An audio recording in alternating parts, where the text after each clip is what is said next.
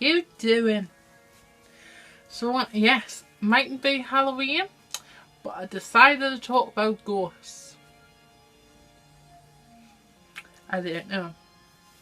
Before I start this video, may I just say, I've said before in my videos you can choose whatever you want to believe in. Just because my religion is Christianity / Methodist doesn't mean you've got to be. So just because I believe in spirits doesn't mean you've got to, okay? Let's just get it clear. You can choose whether you want to believe them, whether you don't want to believe them, whether you believe me, whether you don't, okay? Some people say if ghosts really did exist, then you would see them walk around all the time, wouldn't you? But people choose to believe in God, but sometimes you don't see him in the sky like, oh, I'm watching you, do you? You don't hear him speak to you all the time, but you still choose to believe in him. Like I do. Okay, so I think they choose whether they want you to see them or not, or whether you believe in them. That's when you see them. That's what I think. If you don't believe in them, you don't see them. That is what I think. But these are my experiences with ghosts. So, my first ever experiences, I guess, was when I was working at old people's home. I can't say the name of the old people's home, just because if anything gets back to them I could get into trouble. But I worked in an old people's home, and there was a resident, which also I can't say the name of, so let's just call him Bob, okay? So on, like, at my job it was like split up in the 3 shifts, like morning shifts 7:30 to 2:15, 2:15 to 9, and 9 to 7:30, okay? Which I never did the night shift because I would have been too scared to do that.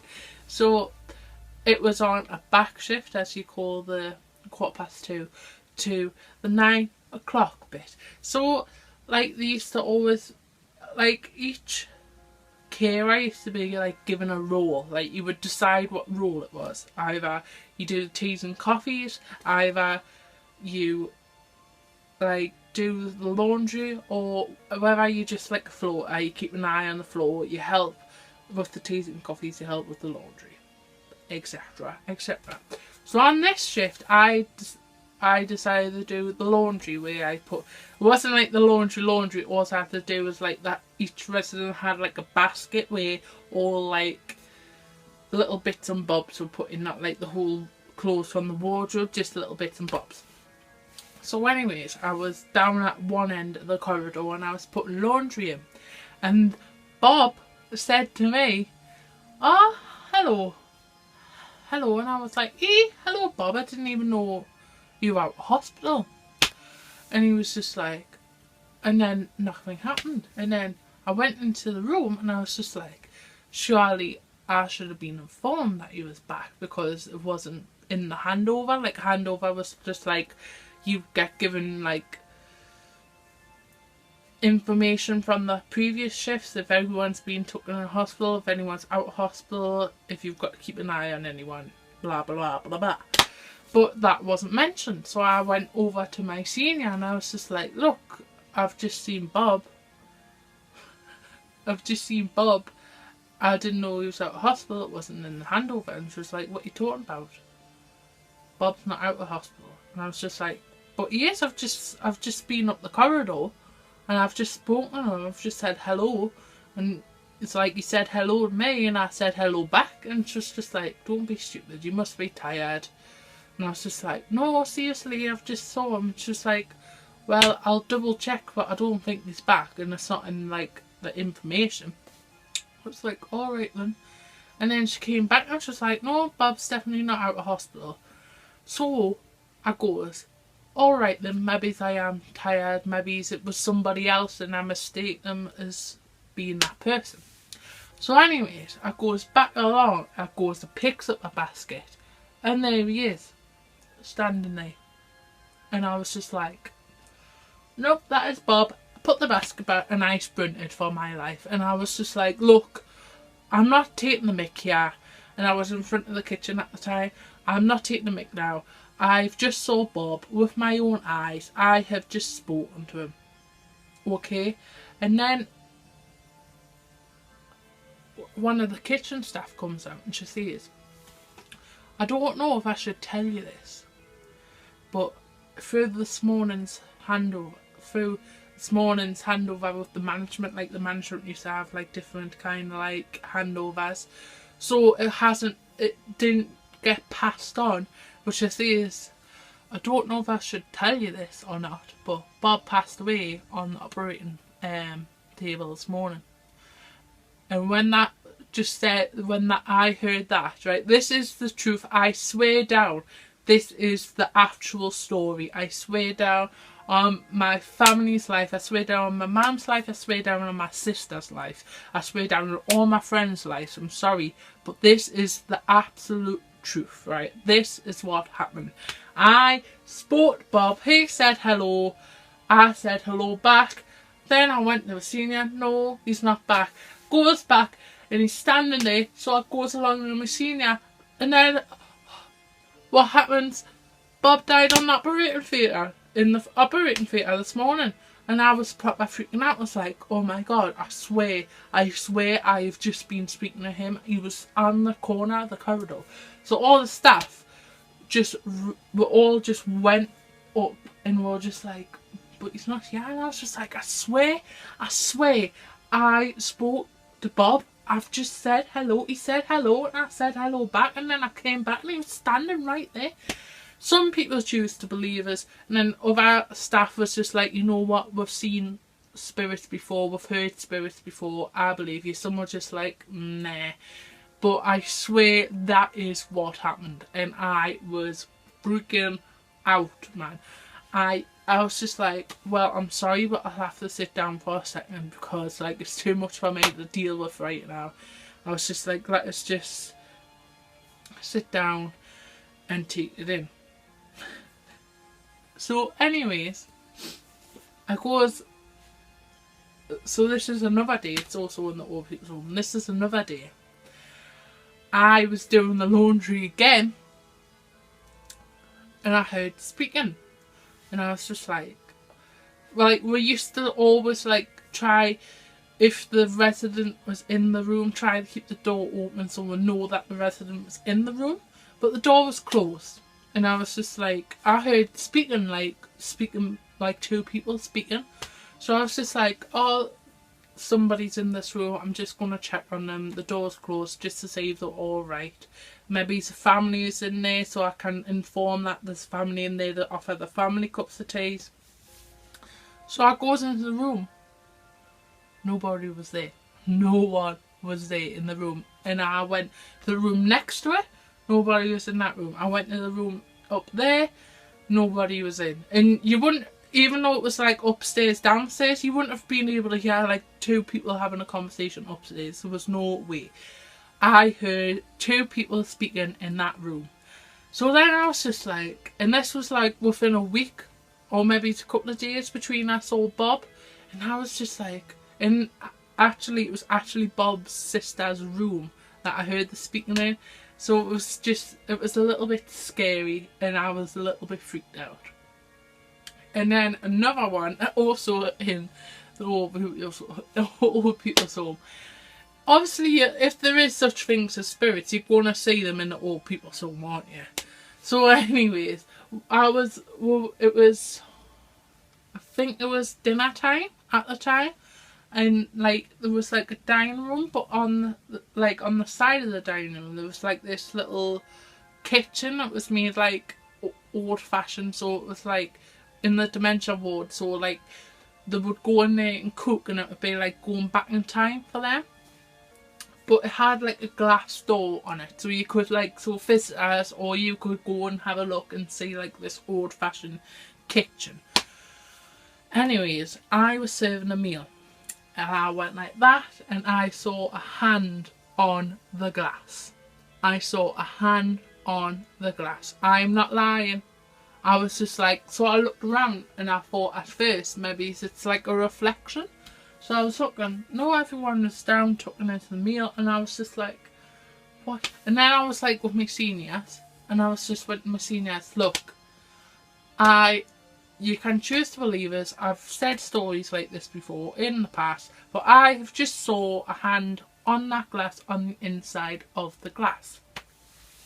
So the senior comes and she has a look, just to say like if anyone was in there and they couldn't get out, like they were locked in, even though it's likely to happen, but you've always got to like think these things. Maybe the door wasn't locked properly, because there was, in this kitchen there was sweets, right, and it has been known that they like the sweets. So when one of the carers were in the kitchen, they would come in and help themselves to the sweets. The carer was just like, never mind, as long as I'm here, that doesn't matter. But the door was locked, obviously, because it's everything, or check everything. If that door obviously has to be locked if it's in a dementia ward, because obviously there's sharp corners, there's a cooker, so it's always got to be locked. And it was locked. And I was just like, but I've just saw a hand on the window, like on the glass. And the senior was just like, look, Shannon, she says, I'm not seeing you a liar. She says, because I've witnessed things like this before, so I totally believe you. And all the other staff that was with us were like, we totally believe you. I wasn't tired because it was midday, even though it was like you start early. Usually about dinner time you start picking up, so I wasn't tired. I wasn't losing in it, and I was just like, I was glad that I was with people that was just like, okay, the believers. But that was free. That was 3 stories. And the only other time, oh, I've got 2 more. I've got 2 more. I'm enjoying this, right?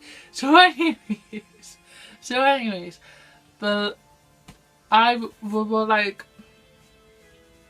was at my nana's house, my stepmom's mum's house, and like on a Sunday, like all the family like gather around, or have tea together, or talk together, and all of a sudden we heard, like, I was sitting on the sofa with my sister Amber and my nana, and behind there is like a glass door that doesn't get used because obviously the sofa's in front of it. We heard a knock on that door.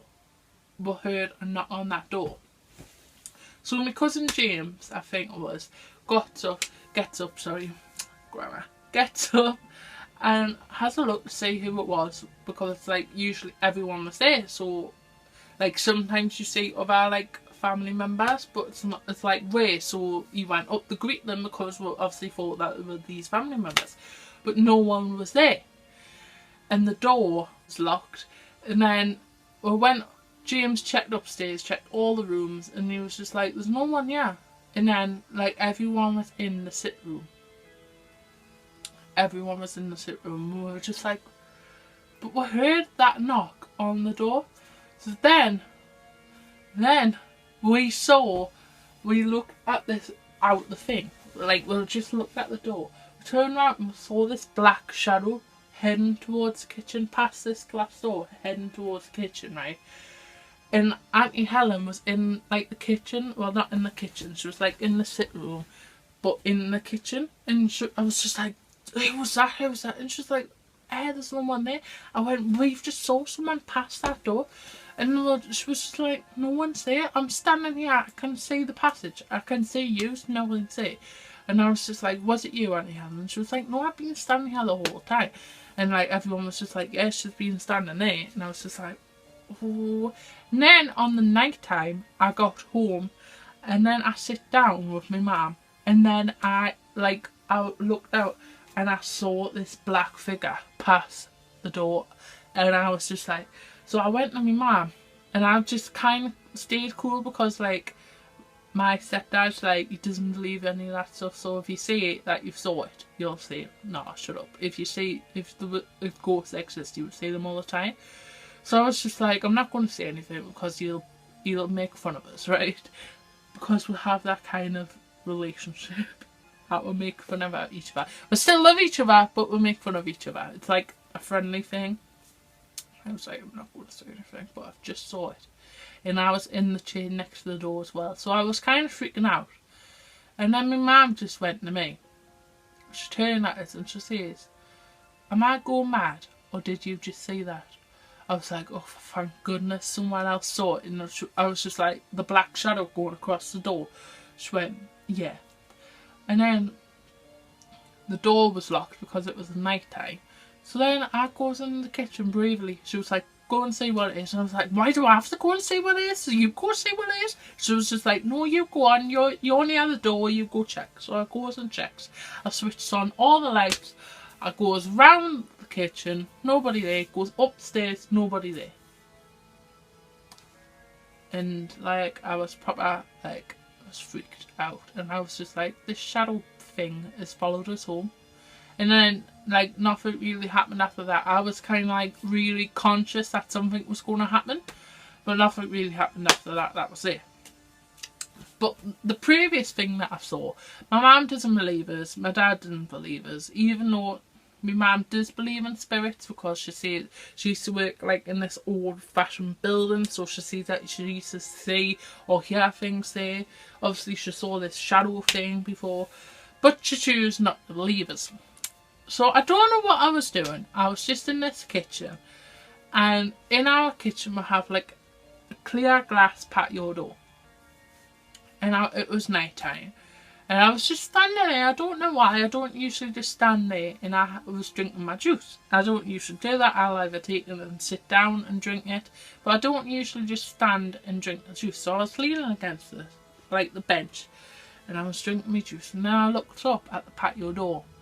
No word of a lie, I saw a little girl in a white nightie with her face pressed up against the glass.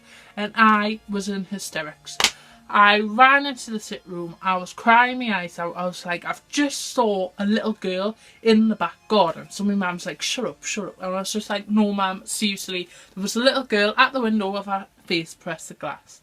And so she runs up and she goes and sees Mary's kid. I was like, Mum, we've got 9-foot fences all the way around the back garden. How of a little kid, I would say about 5-6-year-old, get over the fence? And then so like she was just like, you've probably just imagined it. It is night time. I was just like, Mum, I'm not imagining it. I've seen it. I just saw a little girl. It wasn't the fact that I saw it. It was the fact that it was a little girl that made us so sad. And I was just like, I don't care if I see ghosts. Like, I've seen so many ghosts now, I don't really care. There could be, like, a ghost standing in the corner now. I don't really care. It's not going to harm us, is it? It's just standing there. So I don't really care. The thing that I got upset was I was a little girl. And she just, I don't know. It was just a little girl and I got upset about it. And I went to tell my mum. But no. But this was a couple of months ago. So nothing, I haven't seen anything. I haven't heard anything. They are my ghost stories. Whether you choose to believe me, whether you choose not to. But I swear, if I knew where my Bible was, I would swear on the Bible that all them stories I've told you are absolutely true. Whether I was just imagining it, and whether I was really tired, maybe my eyes were going a bit blurry and I happened to say something, maybe I don't know. But this is what I've seen. So yeah, I'm sorry this video was a bit long. It's a bit longer than I thought it would be, but I hope you enjoy it. I hope you don't get too scared, but if you do get scared, that is also good.